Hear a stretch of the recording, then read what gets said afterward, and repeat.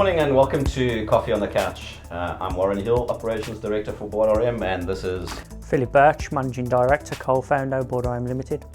And with us today we've got Paul Skolzorf. Paul, welcome. Thank you. Good to see you guys. Yeah, nice to have you here. And tell us a bit about yourself.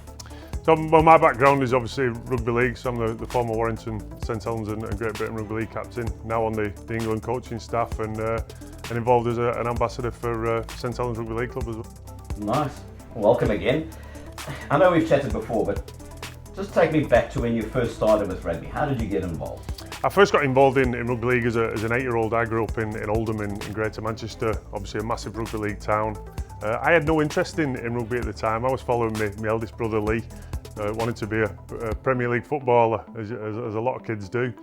My dad played rugby league, and we used to go to watch games.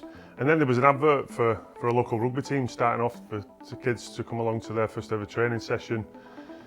I had no interest, but my younger brother Danny wanted to go, and I got told against my will, you're going with him. And I remember kicking and screaming all the way there, but straight away that first hour, I thoroughly enjoyed it and took to it pretty well, and soon realised that it was the game for me.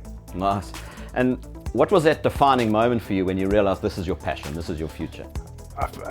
Very seriously, that first hour was, that first training session. I was the middle one of 3 brothers, so I'd spent my life wrestling, fighting, all the physical side of what rugby league brings, and I just thoroughly enjoyed it. I loved the passion of the game, the physicality, the contact, and obviously, I'd grown up doing a lot of sports. As I said, my old man played, so we were kicking a rugby ball about, and I just thoroughly enjoyed it. And then I've always been very, very competitive. I suppose being the middle one of 3 brothers, you have to be. You get to fight your way in it. Yeah, and the sport just seemed to suit me. And straight from the following year, I actually captained Great Manchester Youth county team under 9s. So, quite early got, taking the leadership role from the early years. Did okay. And leadership has always been a passion of mine. And I think.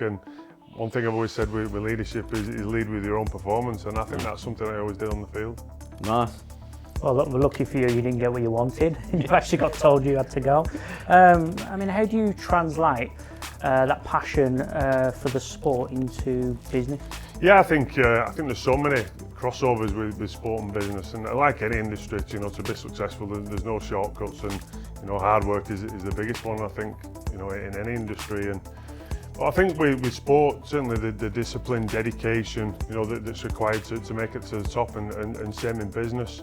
In regards to goal settings, what your aims are for your business or for your sport, it's all about the team. We're pulling together to channel that into the result for the team or for the company.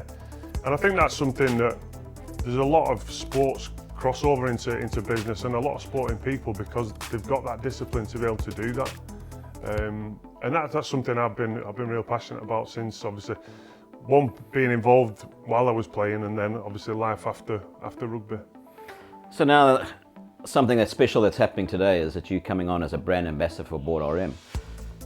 Why did you choose us?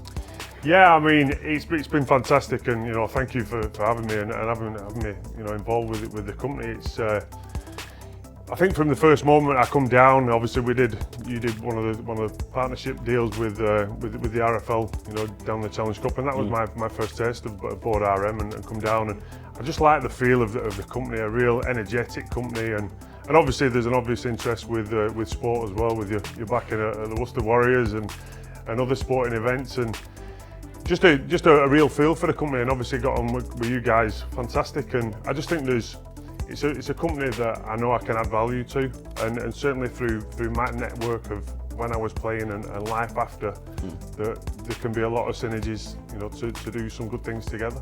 Did you always plan for life after rugby? Yeah, I mean, at that age, I retired from playing when I was 31.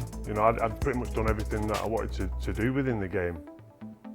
But you see a lot of players now who are carrying on playing, maybe the bodies are not up to it, but they don't know what else to do.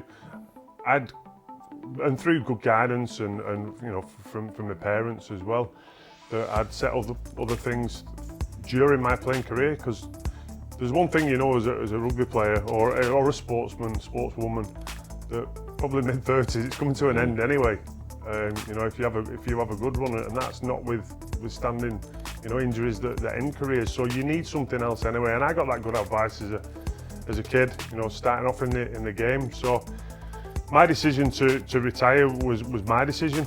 You know, I had a few injuries at the back end of my career, but I had other things to move into, and you know, look forward to that next chapter. Yeah, I think injuries is one of the things that you don't look forward to, but it's inevitable in a contact sport like rugby. It is, and you know, there's a lot of stuff in the press at the moment in regards to, you know, injuries within sport and concussions and you know the effects of that in life afterwards. But there's one thing when you sign up to be in sport is, unfortunately, it's part and parcel of the game, and that's one of the challenges again. And you know, talking about leadership and bosses, how you get the best out of your staff, your players, how you can, you know, build rapport with them people. You know, and I've always been one. I think man management is the biggest skill in sport and in business. You know, it's getting the best out of them people. I'm always one who, you know, nobody makes mistakes on purpose. It's if you can affect them not doing it again and being constructive. And injuries is a big part of that, because it can be a very, very lonely place as a player when you're not with the rest of the team, and it's how you still feel part of that environment. A bit of FOMO. Yeah, it's a tough place, and you know, the back end of my career, I had probably 18 months, 2 years of that, and it is a very, very lonely place when you're paid to do something, and certainly something that you're passionate about doing.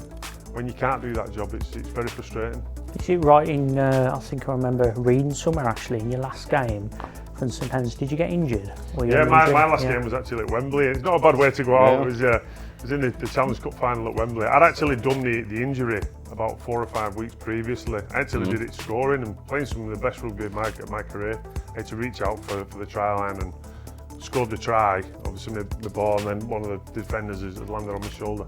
I knew I'd done some damage. I got through the game, went for a scan, and they said, you've completely, you know, you need a full shoulder reconstruction. But I managed to get through the game, so I said, well, I'm retiring at the end of the year. Can I get through to the end of the year? And probably when the surgeon says, yeah, because you can't do any more damage. you know you're struggling. Yeah, he said, but the only thing is obviously you've done all the ligaments, you've done every single part of the shoulder that you could do. You need a full reconstruction, so there's nothing holding your shoulder in. You put yourself in the wrong position, that it's likely you'll dislocate. I got through the next 4 or 5 games. I played in a brace which tied around my bicep, around my waist, so I couldn't lift my arm above 90 degrees.